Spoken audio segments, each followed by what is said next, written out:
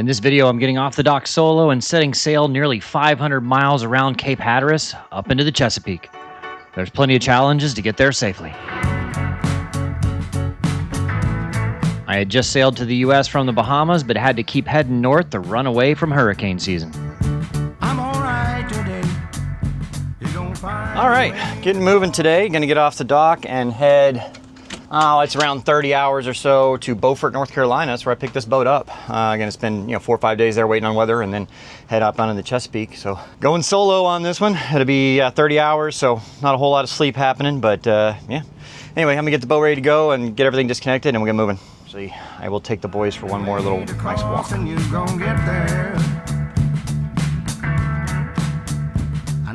Dogs have been walked, we're disconnected. I'm gonna get help with lines to get off the dock because the current's going this way and I want to be behind the helm when I let go. It's because I need to back up a little bit actually, and I'm gonna bow thruster out. And I got a fender back here on this back corner so that I can kind of pivot on the back of the boat here and then use the bow thruster to get out past this boat, and then I can turn around out there. But gonna help with the lines.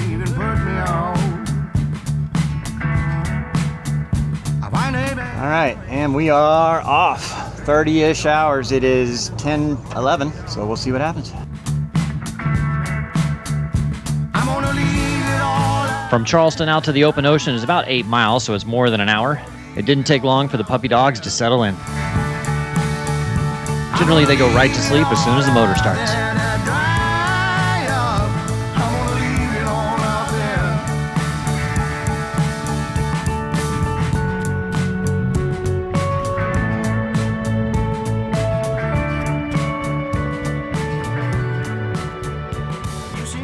All right, on my way. I got the, oh man, I just noticed something I got to fix on the head sail up there. No big deal. But on our way, I got a little under 198 miles to go. It says, I don't know, 25, 26 hours, something like that left. And there's only like 9 to 10 knots of breeze. So motor sailing, but that gives me an extra knot. So we're doing 8 knots, right? So it's nice. Doing 8 knots all the way up there, I can live with that. But all right, we're gonna settle in and for 25 more hours. You up all night afraid of what the future might bring. I feel fine today. I have dreams of you in places I've not seen before. You get so carried away. I made good time. I don't know, we've been moving, 10 hours or something. My GPS says I'll be there about 1 o'clock tomorrow or so. The boys are doing all right. I think they're getting a little restless now, but because they slept most of the time. But yeah, so I've got their leashes like attached right here. So like if I'm feeling a little tired or something, to take a little nap, I'll sleep right here. I'll scan everything, make sure that, I'm 30 miles offshore right now, so there's very few boats. I see one other one over there, and that's the only one I've seen in hours. So, so anyway, I'll attach them here so they can't leave the cockpit. Generator's not working. Again, I don't understand. I just worked on that. I don't know what's going on with it. A little hard to work on while we're moving. So anyway, I don't know. I might check in with you tonight, maybe not, but later. But anyway, see you in the morning if not. There wasn't much change overnight, and we were sailing into the sunrise.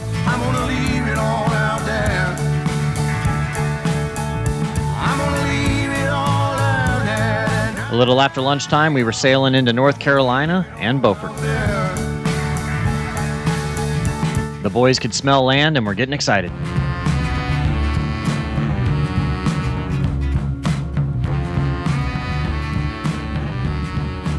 All right, so this is Homer Smith's Docks and Marina here in Beaufort, North Carolina. Beaufort's a cool little town. It's a nice downtown, some nice restaurants and all that, waterfront, all that. And it's right off the ICW. So if you're coming to ICW, you can stop here, but I can't. I have to go on the outside because there's a bridge right there that I can't get under. I mean, all the ICW bridges are 65 feet and I'm like 72, so I'm not even close.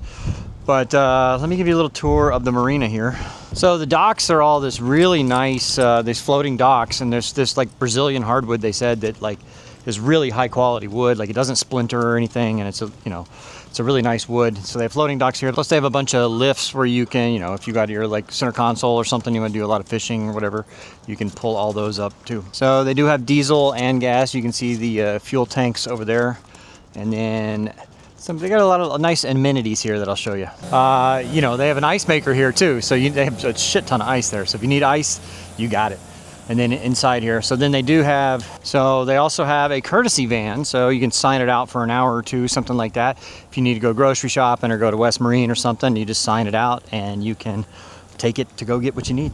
And then here is the Marina office. I'm not going to take you in the office, but the staff are all really friendly. But right next door is a lounge I'll take you to. So inside the lounge, they have a really nice lounge with refrigerators and TV, and you can play games and hang out if you want some air conditioning, if your boat doesn't have it or whatever. And then they also have some really nice bathrooms and showers. Sometimes it's nice to get off the boat and you know, have a proper shower and a big space and all that. It's really nice. And then probably one of the cooler things is they have free laundry. So a lot of places they charge you nickel dime, you know, laundry. They have 3 dryers, 3 washers, all really nice high-end washer dryers. And so you can get your laundry done. Outside here is something I used earlier. They have an oil drop. So like I put my used oil there earlier today. Oh, we got a pooper. All right, so that is the Homer Smith's docks and marina. Really pretty grounds, really friendly staff, convenient on the ICW, and it's a good spot. If you can't go to the ICW, it's a good stop before heading around Cape Hatteras to wait either way. And yeah, I like it. I stayed here 3 or 4 times now. And it's a family-owned place, so you know, family-owned. It's nice. Whenever it seems like all the other marinas getting bought up by Safe Harbor, it's all one big corporate thing. Now it's nice to have like a actual family-owned, a nice family-owned marina. I haven't really filmed here anything in Beaufort. I've got to get the carpet up here because I got to do a couple little maintenance things. I've already worked on this quite a bit. I didn't film it. I changed, well, I think I already did the oil changes with you, but I changed the primary fuel filters for the motor, and I've been working on the secondary fuel filters, and I'll tell you about that as soon as I do it. Plus then I worked on the generator and got it running. I changed the fuel filters on it, plus then it had like a little connector wire for the injectors that I don't know, did something electronically with them, and the little you know, it's got like a little spade and a clamp on there. Well, it was really loose and it came out real easy. So what I did is I kind of crimped the things down and put it on there. Now it sticks real good. Now the generator runs just fine. So let me pull the carpet up here, and then I will talk to you about my secondary fuel filters.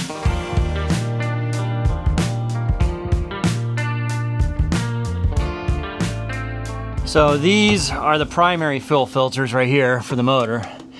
I cleaned them out really well, replaced the filters. I even rinsed it out, see how clear, and there's like very little sediment in there. So what I did is I drained them completely, not just the sludge at the bottom, and then I closed it off, refilled them, and then drained them again. So I got all the sludge and everything out of there and replaced them. I put some new 30 micron filters in there. And then over here, I've already got one of the filters out, is the secondary filter right there.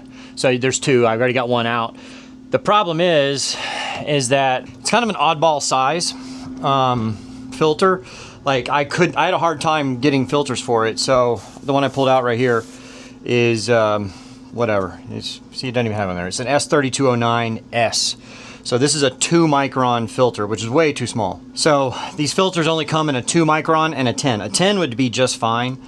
But the problem is that like West Marine doesn't even carry these. They did have some of these in their West House, but they didn't even carry any of the 10 microns.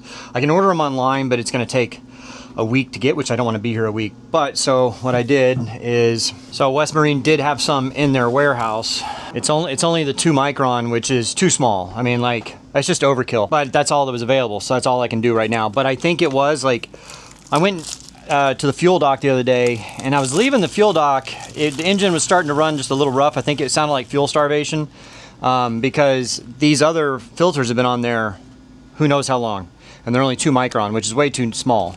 And so I'm sure they're getting clogged up pretty good because the primary filters was pretty nasty. So anyway, but I can show you. Yeah, let me show you the. So the top of the old one, I mean, it's getting kind of rusty in there, and so. That filter's probably been in there a long time. It was time to replace it. So anyway, I got some now, and I'm going to replace those. and then I will prime the whole system and hopefully she runs smooth.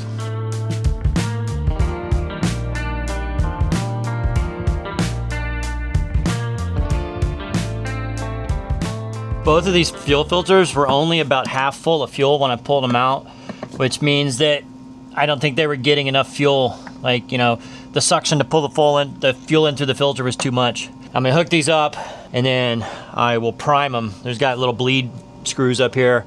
So I'll open the bleed screws and prime it and get everything topped off.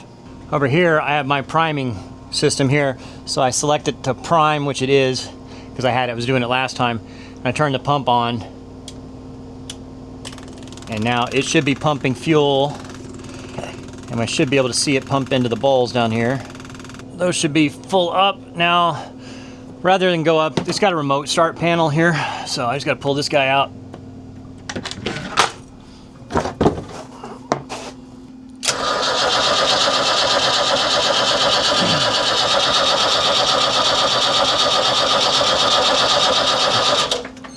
Okay, well, obviously a fuel issue there. Maybe I need to prime it better.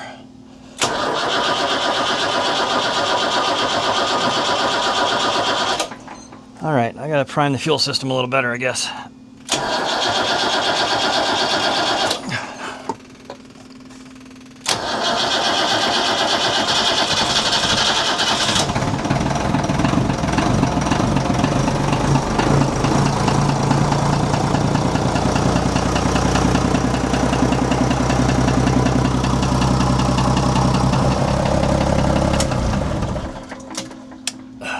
That's the last thing I did. You can hear the generator running right now. Oh shit. Let me turn the generator off. So I'm pretty sure I filmed it the other day, right? Replacing the fuel pump and running in the relay for the generator. So those fuel pumps come with these like inline filters, and I don't want to use that because I don't want this filter to get clogged up because I've got, you know, 2 other filters going to the generator. So I just went and bought some of these like fuel nipples and then changed it out. This is a 3/8, so this is a 3/8 and changed it out. So now there's no fuel filter at the pump. There are 2 more in line. So I think we're all set here, good to go now. I'm not seeing any leaks. Everything's running well. Yeah, just in time to put it away for the season. Finally got everything working. With everything on the boat working, it was time to get moving.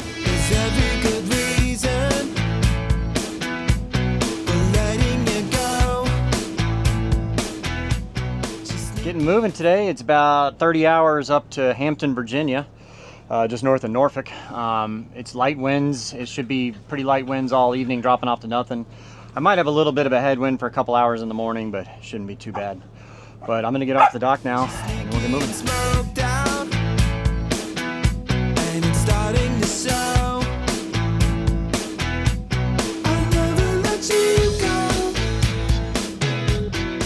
So right over here, behind the fishing boats here is Ted and Todd's Marine. That's where it was on the hard, and that's where a lot of the work was done on the boat. They did a great job working on it, and then the previous owner did most of the work, but they did some of the stuff.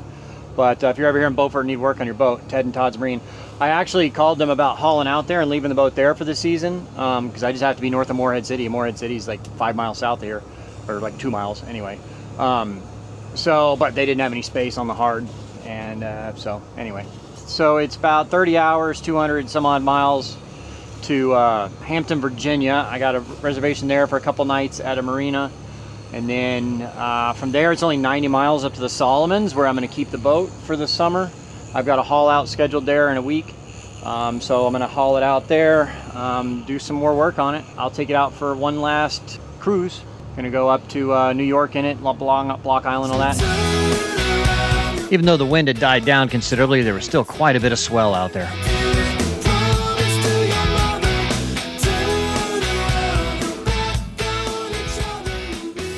Well, there's like no wind out here, but the seas are still up from blowing yesterday and the day before pretty hard.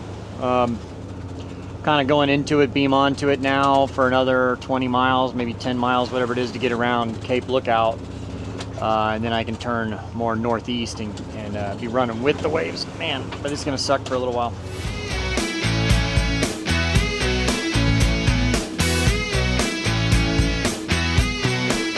said that I changed, but maybe I did. All right, almost to the end of Cape Lookout here, a little shoal. That's not even on the chart, so that's why you want to, even though the chart, you know, shows it might have plenty of depth to cut through a little earlier, you don't know how much that sand is shifted and all that, so that's why you don't want to cut, you know, you go around the outside of the shoal rather than try to cut off in the middle. So got about another, I don't know, mile or so, and then I can turn left and head up north towards Hatteras, and then round Hatteras and head north of more. So this point right here, we just passed it, is Cape Lookout. That is where when this would have been maybe 5 years ago this November, I was rounding Cape Lookout, and I didn't know it already, but my standby anchor had dropped down. And so when I rounded the corner and started motoring straight in about 15 miles to Beaufort, it was pretty bad weather. The anchor line got caught on my prop and seized the prop and caught my transmission on fire, which, you know, almost, I mean, it could have been really bad. I was solo then, and if you want to watch that video, there's a link down in the description. It's pay-per-view, but you can pay whatever you want for it. It's up to you. And it's a 40-minute long video about the whole thing. So kind of scary thing, a lot better circumstances this time so far, although it's really rolly out here. Because there's no wind and the seas are still up, so it is what it is. Got about 60 some odd miles to go to get around Cape Hatteras, so 10 hours. And then it should calm down, and then I'll be in the lee of the waves at least by then. It's lost on me. Maybe we'll be friends. I guess we'll see. I'll never let you go. It was much better conditions than the last time I rounded Cape Hatteras solo.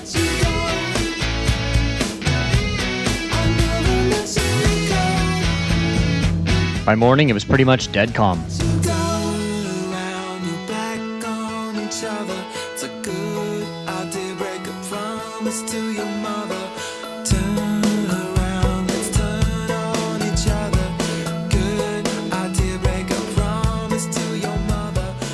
As scheduled, the wind has dropped off to nothing, so it's glassy out there.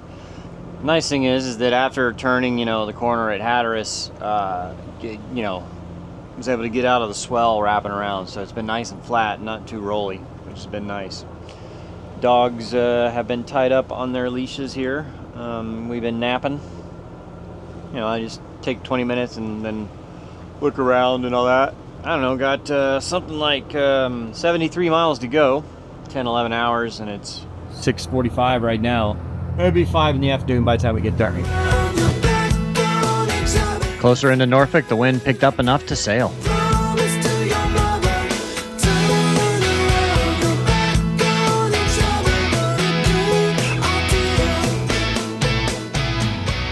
So about to cross into the Chesapeake here, the Chesapeake Bay Bridge. You may notice that it's bridge segments, and then they actually do a little tunnel, and then bridge again, and then there's another tunnel. And the reason they do that, they didn't just make it a big bridge all the way across, is because you have Norfolk, the naval station here, which is, I think, the largest Navy base in the world, at least in America.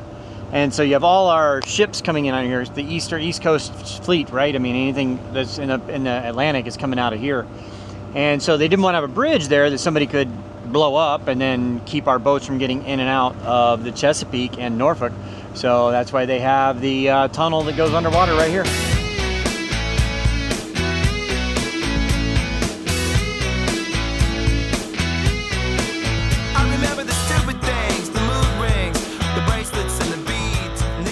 I'd come right up here in about a mile or so. I could either turn left and go down to Norfolk, which is cool. I've been down there before, but it's like another 10 miles down that way, say at least 7 or 8 down that way, or I can turn right and go about 2 miles to Hampton, Virginia.